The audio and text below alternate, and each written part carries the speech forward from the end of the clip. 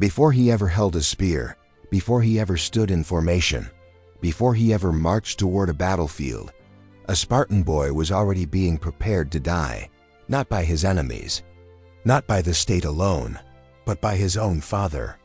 In most civilizations of the ancient world, a father's role was to protect, to guide, to teach survival. But in Sparta, survival was never the ultimate goal. Honor was, obedience was, strength was, and above all, sacrifice was expected. From the moment a boy was born in Sparta, his life no longer belonged fully to his family. It belonged to the city, to its laws, to its traditions, to its wars. When a child came into the world, he was not automatically accepted. He was inspected, examined by elders, judged not for his innocence, but for his potential. If he appeared weak, malformed, or unlikely to grow into a warrior, his fate could be abandonment, exposure, a silent death outside the protection of the city walls. And the father stood there, watching, understanding that love in Sparta meant submission to something greater than blood. If the boy was accepted, his real preparation began almost immediately. His father did not raise him with softness. He did not encourage fear. He did not shield him from hardship. Instead, he introduced him to it. A Spartan father's first lessons were not about comfort. They were about endurance. Cold water baths, minimal clothing, simple food, discipline at the table, silence in the presence of elders, respect without question. The boy learned quickly. Pain was not an enemy. It was a teacher. As he grew older, the emotional conditioning became even more deliberate. Fathers told stories, not of fairy tales, but of Thermopylae, of warriors who stood their ground, of men who chose death over retreat. In those stories, survival was secondary. Glory was eternal. A Spartan father would never say, "Come home safe." He would say something far more dangerous. "Come back with your shield." Or on it, that phrase was not poetry, it was expectation. A shield was heavy. If a soldier fled battle, he would discard it to run faster. Returning without it meant cowardice. Returning on it meant death, carried home as a fallen warrior. To a Spartan father, disgrace was worse than burial. By the age of 7, the boy would leave home and enter the agoge, the brutal state training system designed to strip away weakness and forge obedience. This was the moment most fathers around the world would grieve. But in Sparta, grief was private, if it existed at all. When the boy walked away, head shaved, eyes uncertain but silent, his father did not chase him. He did not embrace him in tears. He watched, and he expected transformation. From that day forward, the father's role changed. He was no longer a nurturer. He became a judge of progress. When his son returned for brief visits, he examined posture, strength, discipline, emotional restraint. If the boy complained about hunger, he was corrected. If he showed fear, he was challenged. If he hesitated in speech, he was sharpened. Affection existed, but it was buried beneath expectation. Spartan fathers understood something chilling. Their sons were statistically likely to face war, and not symbolic war. Real combat, spears piercing armor, shields splintering, blood soaking the earth. They did not pretend otherwise. Instead of lying about safety, they trained acceptance. Death was not framed as tragedy, but as completion. To modern eyes, this seems cruel, perhaps even monstrous. But inside Sparta's worldview, it was coherence. The city was surrounded by enemies. Vast populations of helots outnumbered citizens. Survival as a society depended on collective military dominance. Every father knew this. Every father carried the same burden. To love a son was to prepare him for the possibility of never returning.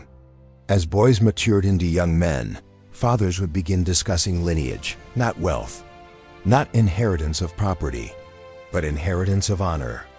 A father would speak of his own battles, of wounds carried silently, of friends lost without tears. He was not teaching violence. He was teaching continuity. "You are not just yourself," he would imply. "You are Sparta walking." And then came the moment every Spartan father anticipated with a strange mixture of pride and inevitability. His son joining the ranks as a full soldier. The armor was no longer symbolic. The shield was no longer practice weight. The battlefield was no longer story. It was real. And when war came, and it often did, the farewell between father and son was not dramatic. No desperate clinging. No emotional speeches. A final nod, a steady gaze, and the understanding that courage would define everything. Some sons returned, scarred, hardened, quieter than before. Others did not. For those who fell in battle, the city honored them. Songs were sung, names remembered, but in the home, the father's grief remained contained. Publicly, he displayed composure. Privately, history does not record what he felt. We only know what was expected. Spartan fathers were products of the same system. They too had once been boys trained for death. They did not see themselves as sacrificing their sons. They saw themselves as continuing necessity, the cycle repeated for generations. And this is where we must pause, because it is easy to judge from the distance of centuries, easy to call it barbaric, easy to imagine we would have acted differently. But Sparta forces us to confront an uncomfortable truth. Every society trains its children for something. Not always war, but competition, success, productivity, survival within its own rules. We may not hand our children shields, but we hand them expectations. We may not say, "Come back on it," but we attach worth to performance. Spartan fathers prepared their sons for death because they believed the survival of their world depended on it. The question is, what are we preparing ours for? Security?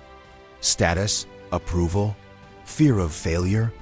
Sparta's methods were extreme, but its clarity was undeniable. There was no illusion about life's harshness, no false promise that comfort was guaranteed. And perhaps that is the deeper lesson. Not that we should raise children for war, but that strength, resilience, and character do not appear by accident. They are shaped, intentionally or not, by the values we model every day. The Spartan father understood that love without preparation was weakness in a dangerous world. The modern parent might believe protection is the highest form of love. Somewhere between those extremes lies wisdom. Because one truth has not changed since ancient Greece: life will test every child eventually. Not with spears and shields, but with loss, pressure, uncertainty, and responsibility. The real question is not whether we can eliminate hardship. It is whether we prepare the next generation to stand when hardship arrives. Sparta chose one answer.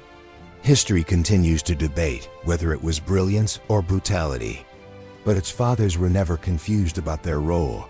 They were not raising boys. They were raising men who understood sacrifice. And now, centuries later, their story leaves us with a quiet mirror. What does strength mean today? What does courage look like in your own life? And if you had to define what you are preparing yourself or others for, what would that answer reveal? If this journey into the mindset of ancient Sparta made you think differently about history, parenting, strength, or responsibility, then you're exactly where you need to be. Subscribe to the channel. Because here, we don't just revisit famous battles. We step inside the values that shape them. We uncover the human decisions behind legendary civilizations. And we explore what the past still whispers about who we are today. Thank you for watching.